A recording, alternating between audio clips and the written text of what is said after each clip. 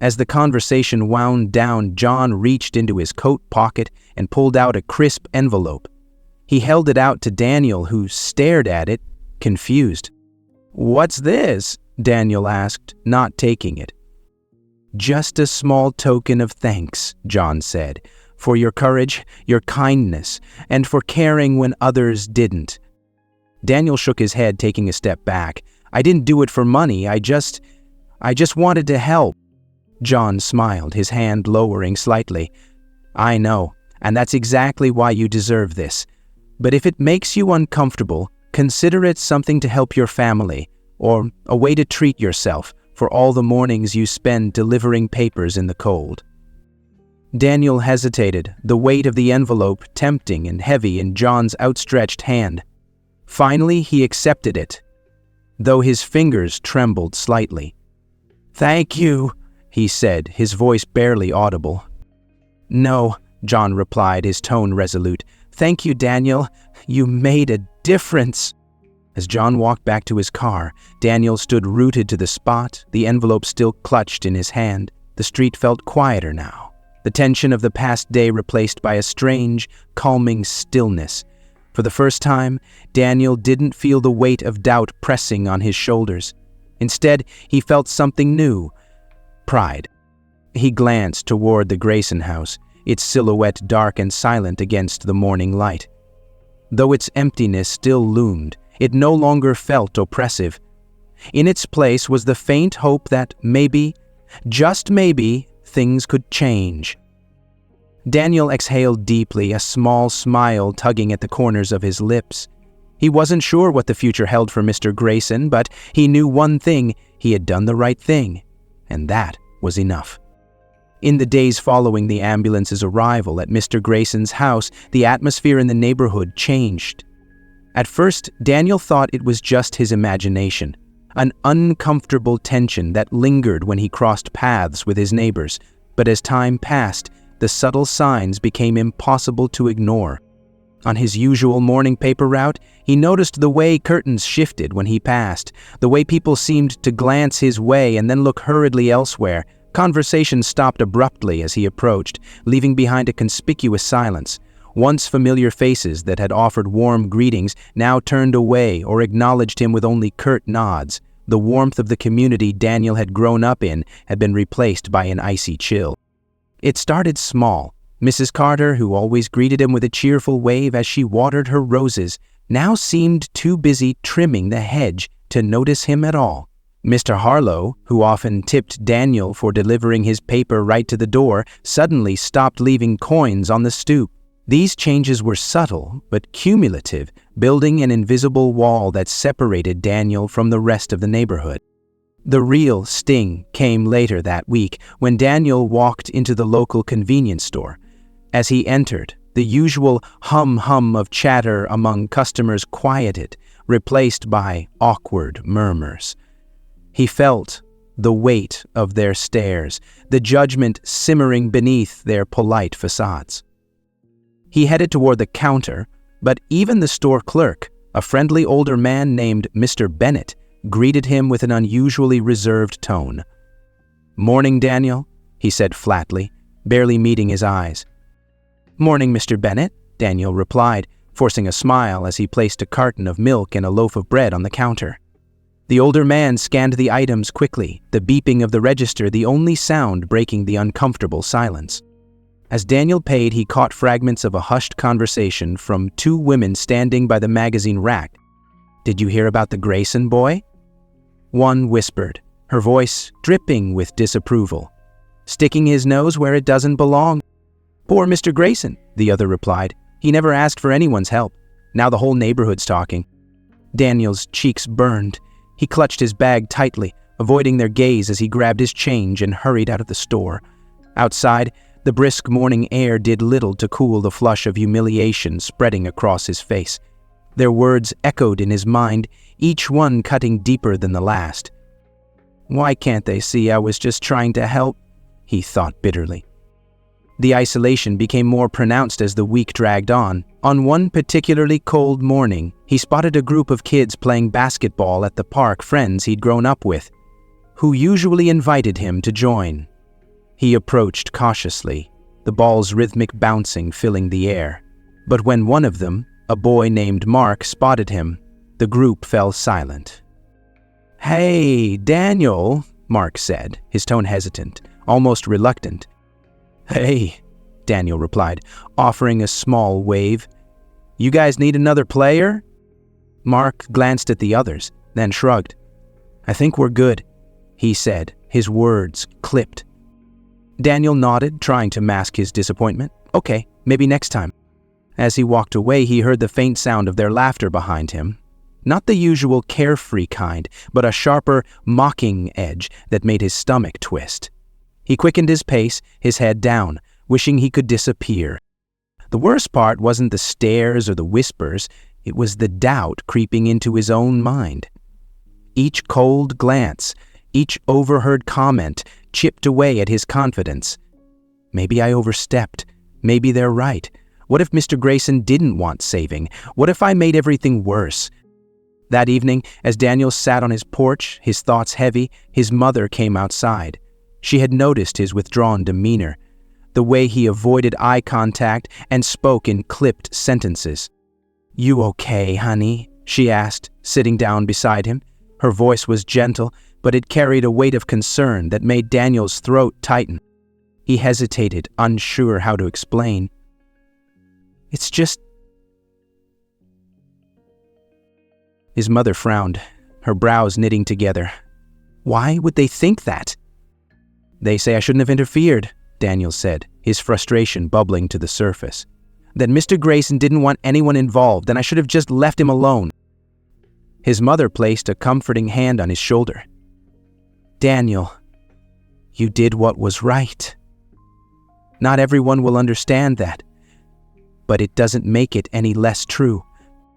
"But it feels like no one's on my side," Daniel admitted, his voice cracking. "They all think I'm just some nosy kid who doesn't know his place." She sighed, her expression softening. "Sometimes doing the right thing means standing alone. It's not easy, but it's worth it. And you're not alone, Daniel. Mr. Grayson's son saw what you did. He understands, and so do I." Her words offered some comfort, but the sting of the neighborhood's judgment lingered.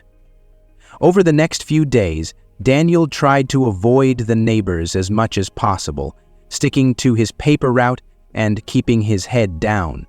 But the isolation was hard to ignore. One afternoon, as he returned home from a long day, he found a small envelope tucked into the mailbox. Inside was a handwritten note. "Daniel, thank you for what you did for my father. I know the neighbors might not see it, but you saved his life. Please don't let their words make you doubt yourself. My family will never forget your kindness. Gratitude, John Grayson." The note brought a lump to Daniel's throat. For the first time in days, he felt a glimmer of validation, a reminder that his actions hadn't been in vain. He folded the note carefully, tucking it into his pocket as if it were a shield against the whispers and cold stares. That evening, as he looked out at the quiet street, Daniel felt a spark of resolve. The neighbors might not understand now, but that didn't matter. He hadn't acted for their approval. He had acted because it was the right thing to do, and in time, he hoped, they would see that too. The sun hung low in the sky, casting long shadows across the quiet street, as Daniel sat on the front steps of his house, his head resting on his hands.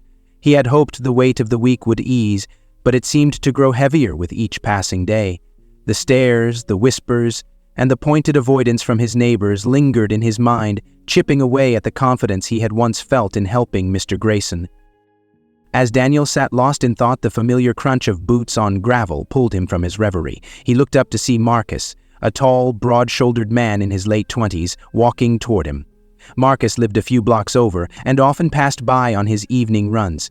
Daniel had spoken to him a few times before, a casual hello here and there, but they didn't know each other well. Today, however, Marcus didn't pass by.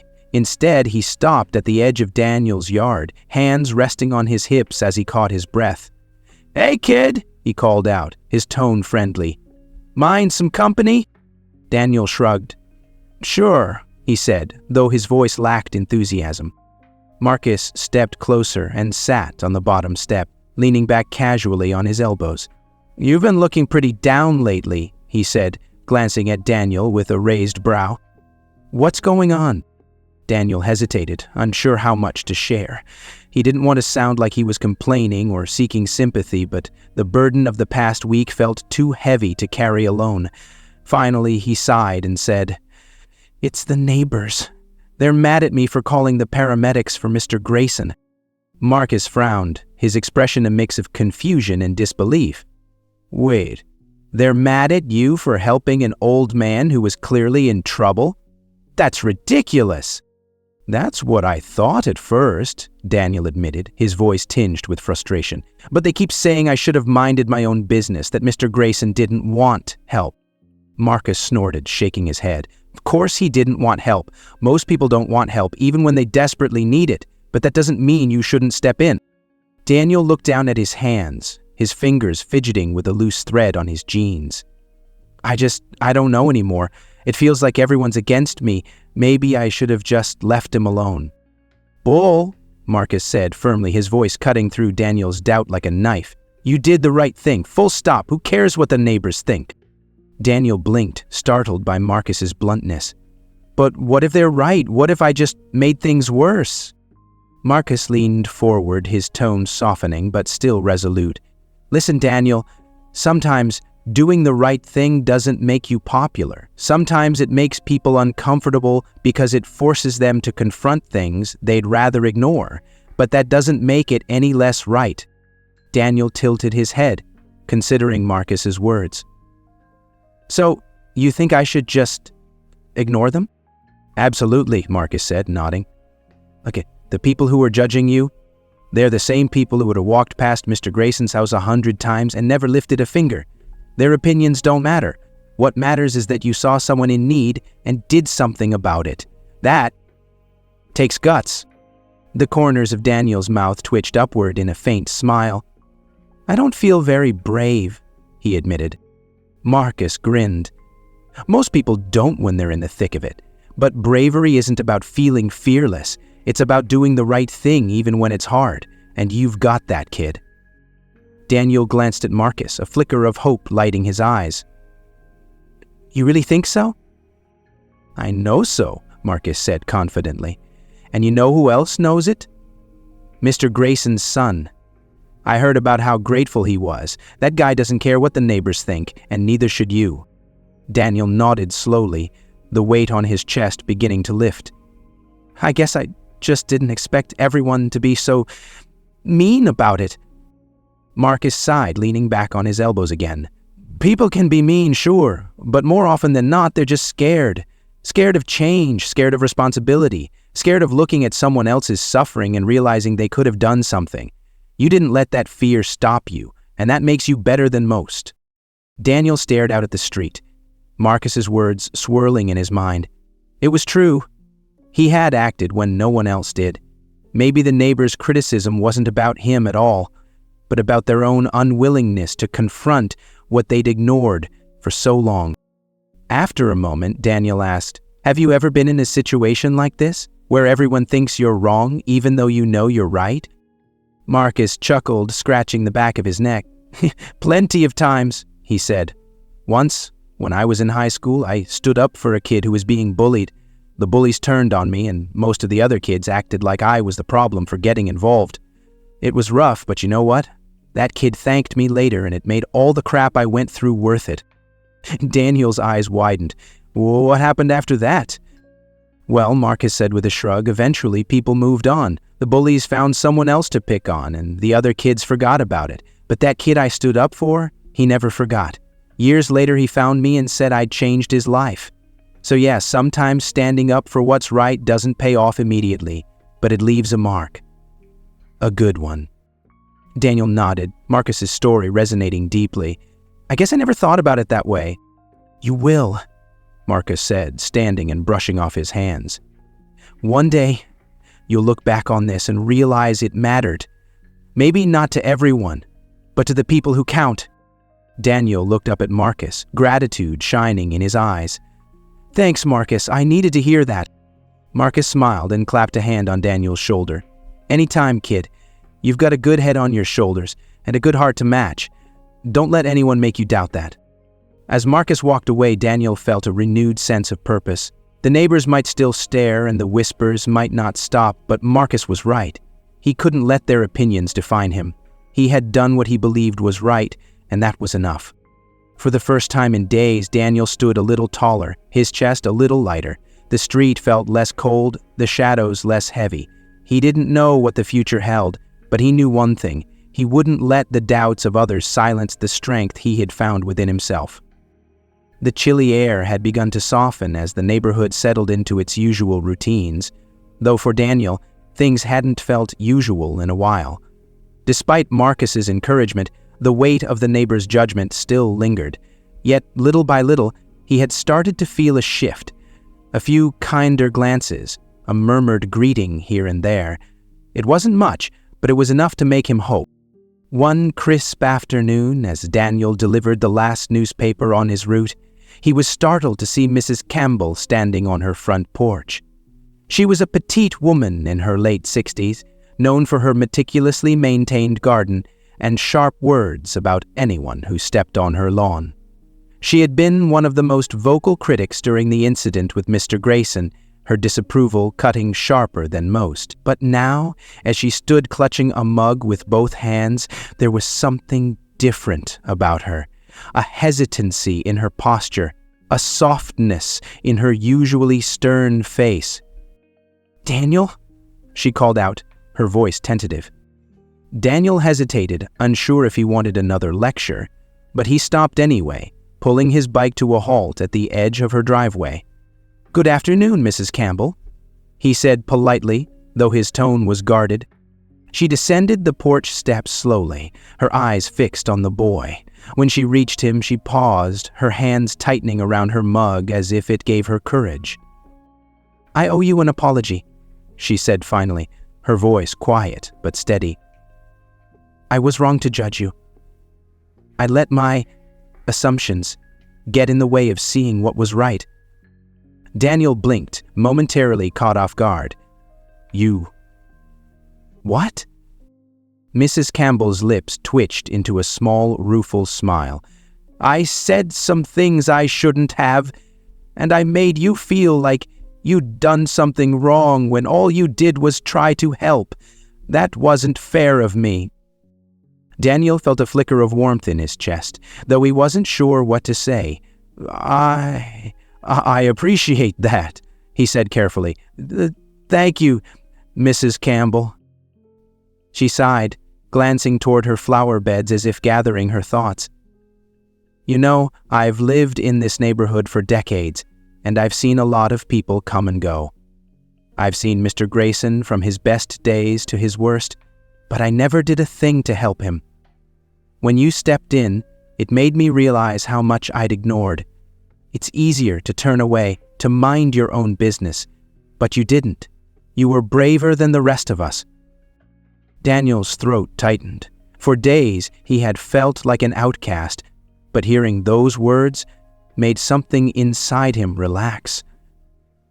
"Thank you, Mrs. Campbell," he said, his voice steadier this time. "That means a lot to me." She nodded, her expression softening further. "It's the truth, Daniel, and I'm sorry it took me so long to see it."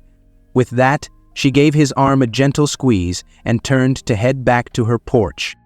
Daniel stood there for a moment, watching her go, a small smile tugging at the corners of his lips. It wasn't much, but it felt like a start. A crack in the wall that had grown between him and the neighborhood. Later that evening, as the sun dipped low on the horizon, Daniel found himself passing Mr. Larson's house on his way home.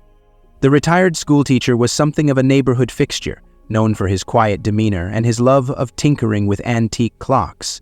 He had been one of the few neighbors who hadn't openly criticized Daniel, though he hadn't exactly offered his support either. As Daniel pedaled past, the old man appeared on his porch, waving him down with a cheerful, "Hey there, Daniel." "Sorry, Lee," he murmured through the snow. Daniel stopped, his curiosity piqued. "Hi, Mr. Larson," he said, climbing off his bike. "How are you?" Mr. Larson grinned, his wrinkled face lighting up with warmth. "I'm better now that I've got something for you," he said, gesturing for Daniel to come closer. Daniel walked his bike up the driveway, stopping at the porch steps. "For me?" "Yep," Mr. Larson said, disappearing briefly into the house. He returned moments later holding a steaming mug, the rich scent of chocolate wafting through the air. "Thought you could use a little pick-me-up. It's hot chocolate, extra marshmallows." Daniel's eyes widened. "For me? Really?" Mr. Larson chuckled. "Of course, for you. You've had a rough week, haven't you? Seemed like you could use something sweet." Daniel accepted the mug, the warmth seeping through his fingers as he brought it close to his face. The smell alone was enough to lift his spirits. "Thank you, Mr. Larson," he said, his voice filled with gratitude. "This is really nice of you."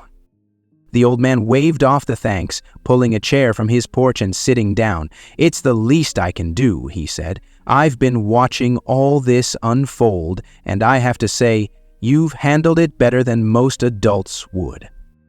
Daniel took a tentative sip of the hot chocolate, the creamy sweetness spreading warmth through his chest.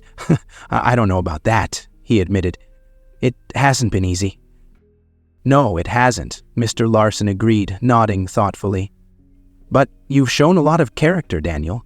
More than some of these neighbors who think they've got it all figured out. What you did for Mr. Grayson, well, that took courage." Daniel felt his cheeks flush, though this time it wasn't from embarrassment. "I just did what I thought was right," he said quietly.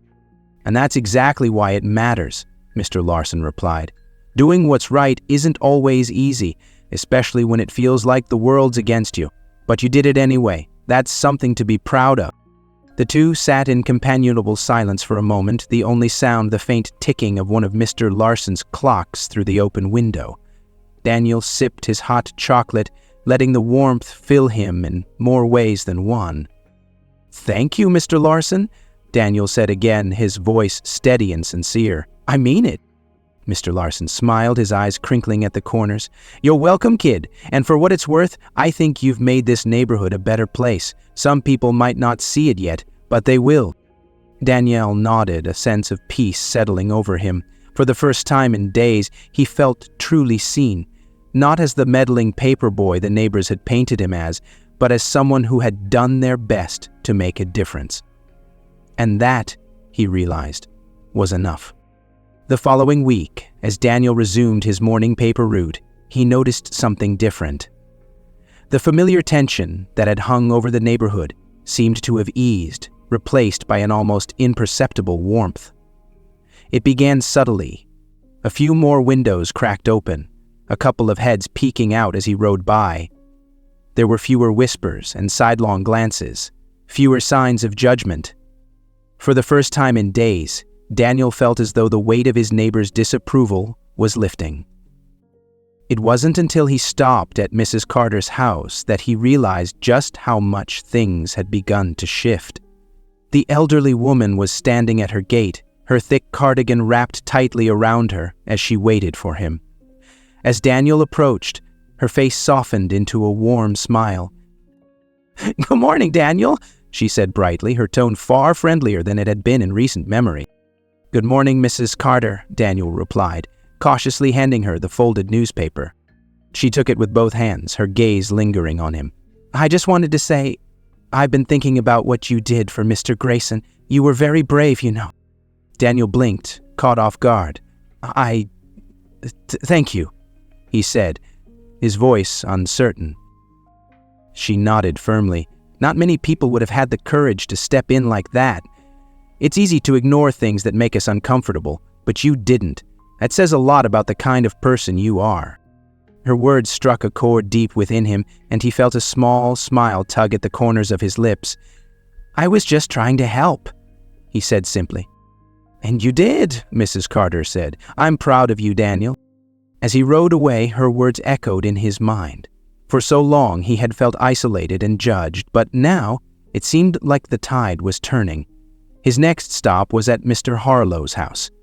The gruff man was waiting on his porch, as he often did, but this time, instead of his usual stoic demeanor, He greeted Daniel with a nod and a small smile. "Morning, kid," he said, stepping down to meet him. "I hear you've been making waves in the neighborhood." Daniel hesitated, unsure how to respond. I guess so." Mr. Harlow chuckled, his tone surprisingly kind. "Don't look so nervous. I meant that in a good way. What you did for Mr. Grayson, that took guts. Most folks wouldn't have bothered. But you did, and you made us all think twice about how we treat each other." Daniel shifted his weight, his bike wobbling slightly beneath him. "Thanks, Mr. Harlow. That means a lot." "It should," the man said with a grin. "You did good, kid." As the days went on, similar encounters began to pile up. At first it was just a nod here, a smile there, but soon, more neighbors started going out of their way to acknowledge him. Mrs. Campbell, who had already apologized to him, now waved warmly every time he passed. Mr. Larson, who had given him the hot chocolate, started leaving a small note of encouragement with his newspaper delivery tip. Even the children, who had once avoided playing with him at the park, now shouted cheerful greetings as he rode by. One particularly crisp morning, Daniel stopped at the house of a man he rarely saw, a reclusive neighbor who usually avoided interactions. To Daniel's surprise, the man, who was perhaps in his late 50s, stepped out onto the porch just as Daniel placed the paper on the stoop. "Daniel?" the man said, his voice low but steady. Daniel looked up, startled. "Good morning, sir." The man hesitated for a moment, then spoke again. "I just wanted to say, I've been keeping to myself for a long time, but I've seen what you've done, and I think you did the right thing. Not many people would have had the courage to act like you did." Daniel felt a lump rise in his throat. He had grown used to judgment and silence from the neighborhood, but these moments of kindness were catching him off guard. "Thank you," he said sincerely. "That means a lot." The man gave a small nod and stepped back into his house, leaving Daniel to continue his route with a lighter heart. The turning point came a few days later when Daniel was halfway through his deliveries. He stopped at a house on the corner where a younger couple had recently moved in. The woman, who usually stayed inside, opened the door just as he reached for the mailbox. "Daniel, wait," she called out, stepping onto the porch. He paused, holding the paper in his hand. "Yes?" She smiled, her expression warm. "I just wanted to thank you. What you did for Mr. Grayson, it was incredible. My husband and I were talking about it last night, and we both agreed that you've done something this neighborhood needed for a long time." Daniel tilted his head, confused. "What do you mean?"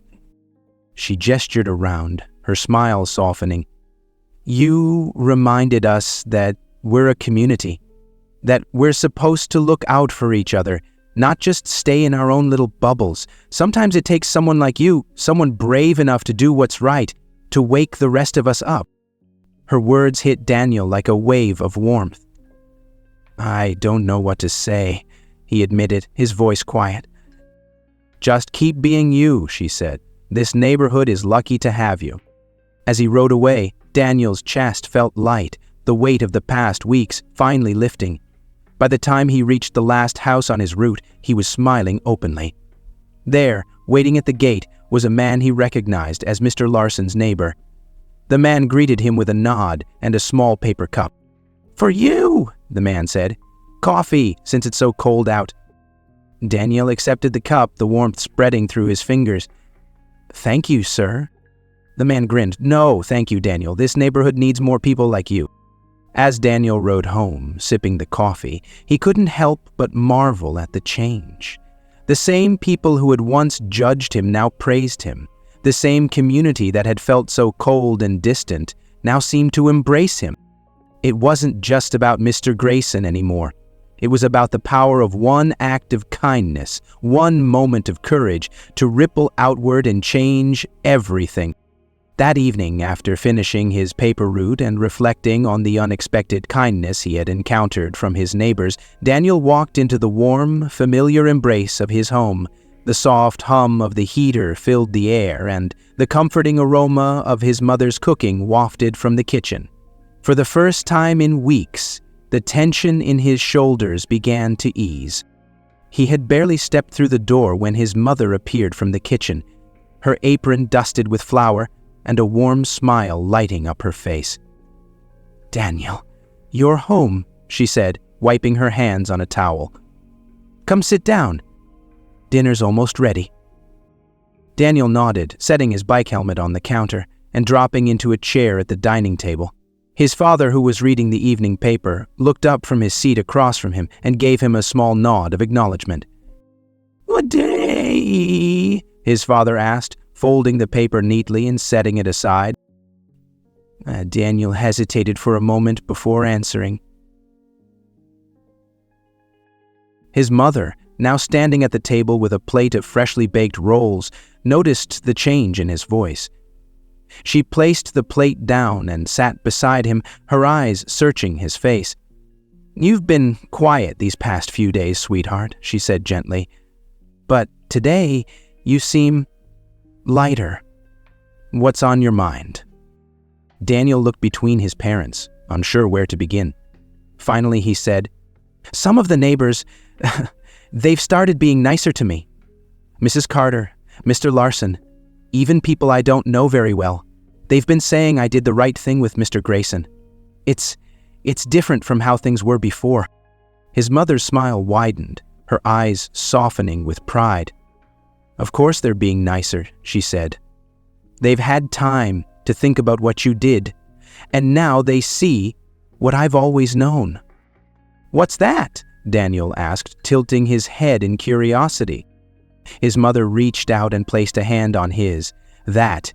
You're a kind, brave boy with a heart big enough to see what others overlook.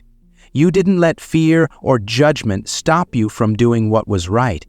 That's something not everyone has the strength to do." Daniel felt his cheeks flush, a mixture of embarrassment and gratitude washing over him. "I was just doing what anyone would have done," he said, his voice quiet. "No," his father interjected, leaning forward slightly. "You did what anyone should do, but not everyone does. There's a difference, Daniel, and that difference is what makes you special." Daniel looked down at his hands, their words sinking in. He had spent so much time second-guessing himself, doubting whether he had made the right choice, but hearing this from his parents made it feel real. It wasn't just the neighbor's approval or Mr. Grayson's son's gratitude. It was the unwavering pride in his parents' voices that made all the doubt fall away. His mother squeezed his hand, drawing his attention back to her. "Daniel, you've always been a good boy," she said, her voice soft but full of emotion. "But what you did for Mr. Grayson, taking care of someone who couldn't take care of themselves, makes you so much more than that. It makes you someone to be proud of you. And I am so proud of you." Daniel felt a lump rise in his throat, and for a moment, he couldn't find the words to respond. Finally, he managed a small, heartfelt, "Thanks, Mom. That means a lot." His father nodded, a glimmer of pride in his own eyes. "You've got a good head on your shoulders, son, and a good heart to go with it. Don't ever let anyone make you doubt that." As his mother returned to the kitchen and his father picked up his paper again, Daniel sat at the table, a quiet smile playing on his lips. For the first time since the incident with Mr. Grayson, he felt not only lighter, but also proud of himself. The support of his parents was the final piece he needed to truly believe in what he had done, and as he sat there, he promised himself that he would never let fear or doubt stop him from doing what was right again. The sun hung low in the sky, casting a warm, golden hue over the neighborhood basketball court. The chill of the morning had given way to a crisp, invigorating afternoon.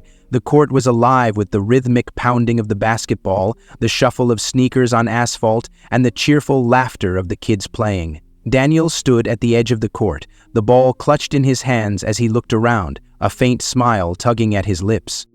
For the first time in weeks, he felt a genuine sense of belonging. The stares and whispers from the neighbors had faded, replaced by nods of acknowledgement, warm smiles, and even waves of encouragement as he passed by on his paper route. It was as though the community had finally opened its arms to him, and here, on the basketball court, that change was tangible.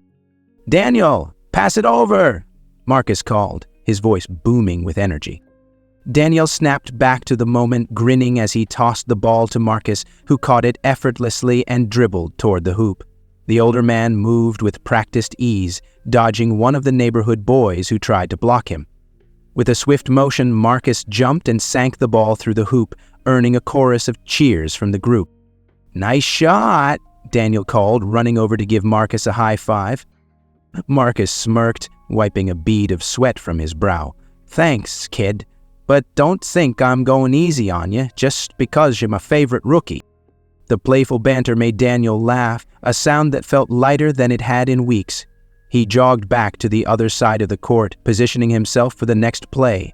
Around him, the group of kids and teens he had once thought he'd lost were now calling his name, treating him as though nothing had ever been wrong. The ball was passed back to Daniel, and he dribbled it clumsily toward the hoop. His movements weren't as fluid as Marcus's, but the others cheered him on nonetheless. "You've got this, Daniel," one of the younger boys shouted, clapping his hands. Daniel stopped just shy of the hoop, taking a deep breath as he lined up his shot. The ball arced through the air, bouncing once against the rim before falling through. The sound of cheers erupted around him, and Daniel raised his fists in triumph, laughing as his teammates ran over to pat him on the back. "Nice work, rookie," Marcus said, clapping a hand on his shoulder. "Looks like you're finally getting the hang of this." Daniel smiled, the warmth of camaraderie spreading through him. I guess I've got a good coach," he replied, glancing at Marcus. As the game went on, Daniel felt a sense of lightness he hadn't experienced in what felt like forever. The burden of the past weeks, of the judgment, the whispers, the doubts, had lifted. In its place was a quiet confidence, born not only from the support of his family and neighbors, but from the realization that he had done the right thing all along. When the game finally ended, the group gathered at the edge of the court, chatting and laughing as they caught their breath. Marcus handed Daniel a bottle of water, his grin as wide as ever. "See?" Marcus said, gesturing to the group. "Told you the whole neighborhood would come around. They're starting to see you for who you really are." Daniel took a long sip of water, wiping his mouth before replying. "I didn't do it to change their minds," he said, his voice steady but soft. "I just wanted to do the right thing." "And that," Marcus said, pointing at him with a knowing smile, "is exactly why they've changed their minds." Daniel let the words sink in, his gaze drifting over the group of kids and teens, now joking and chatting like old friends. It wasn't just about the basketball game. It was about the feeling of being part of something bigger, of belonging to a community that now saw him as more than just the paper boy or the meddling kid. They saw him as someone who cared, someone who acted, someone who made a difference. As the sun dipped lower on the horizon, casting long shadows across the court, the group began to disperse. Marcus lingered behind with Daniel, the two of them walking slowly toward the bike rack. "You know," Marcus said, his tone thoughtful, "what you did for Mr. Grayson, it wasn't just about helping him.